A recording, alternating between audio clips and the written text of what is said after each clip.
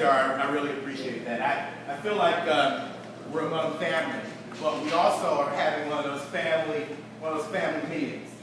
Not a dinner table this time, certainly a breakfast table, but an opportunity to really sort of galvanize and pump up the troops, if you will. Because I think that all of us in here, certainly most of us, if not all, are doing something, doing the right thing. You've already started something. It was one of the highlights of my life, quite frankly, 5 or 6 years ago when we started the African American Engagement Task Force at Big Brothers Big Sisters.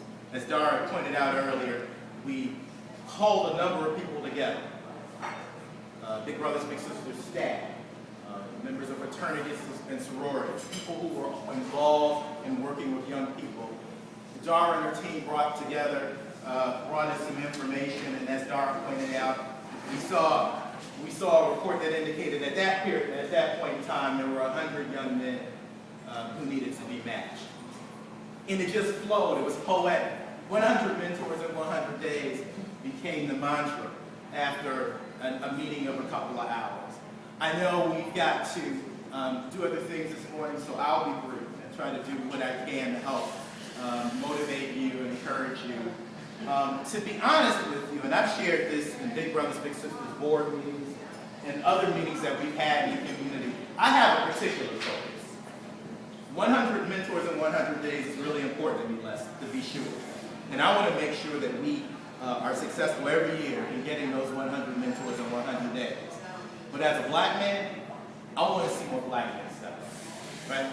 I mean, the reality is that out of 10 young people, every 10 young people that are ready to be matched, there are only 3 inquiries from a man to Big Brothers Big Sisters.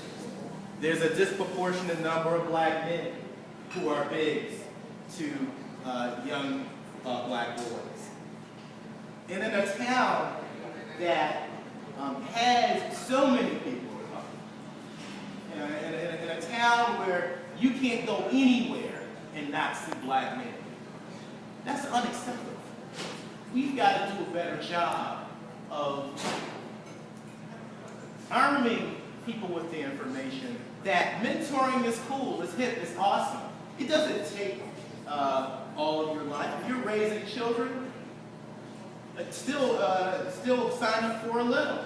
I mean, I tell the story all the time. One of the greatest things about being a big in this program, and now being a father of a young 3-year-old, one of the coolest things about it is the interaction that Nige, my 10-year-old little, has with my 3-year-old son Jackson. Jackson instantly got a big brother before he was even born yet. But he instantly has a big brother. When Nige and I go out on outings, it's hard not to take Jackson. Jackson insists. Jackson says, "That's Jackson, Nige and I are going to the football game. Am I going too, Daddy? I want to see." He calls him IG. His name's Nige. Jackson can't quite say Nige.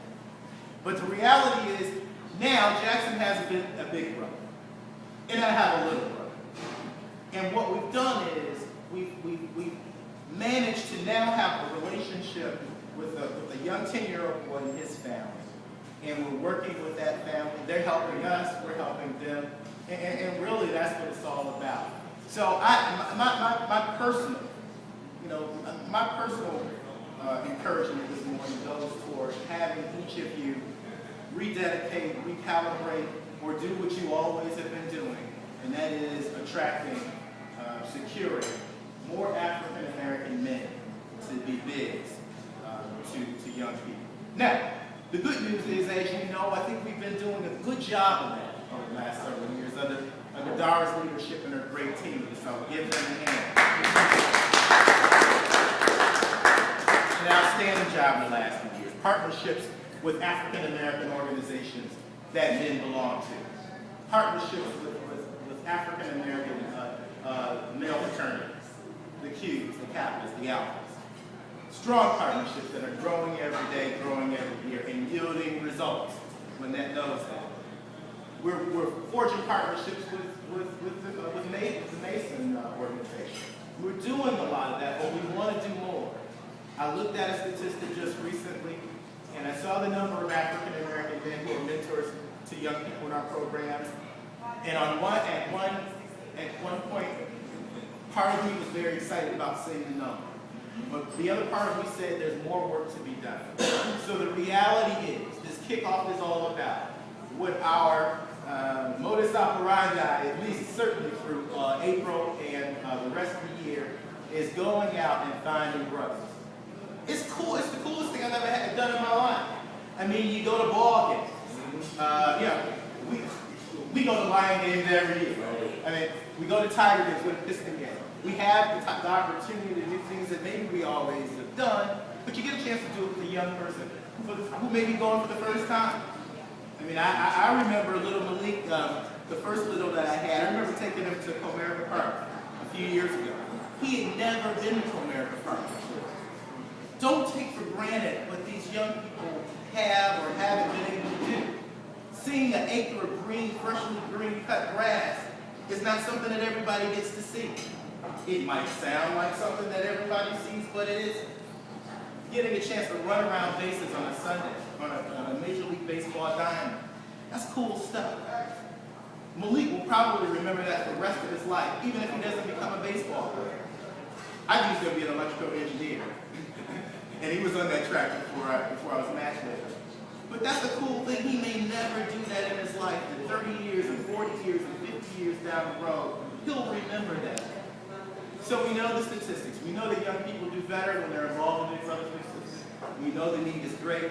I hope that I said something that helps to motivate you even more this morning. I hope that what we will do, I know that what we will do will certainly be to meet our goal, but I hope that we exceed the goal. And I hope that we continue this energy and this passion beyond April. Because the reality is, and Councilman Tate didn't talk about what he was getting ready to go do, but that's to go to the council table and make serious decisions about how resources will be allocated in our city. They're making decisions this week on whether or not to keep recreation centers open, whether or not to keep bus service on weekends, whether or not to tear down homes that are in the walkway of schools. And so he has, Councilman Tate has a tremendous job to do. But I'm so happy that he is so much interested in what we do that he wants to be a partner and champion with us.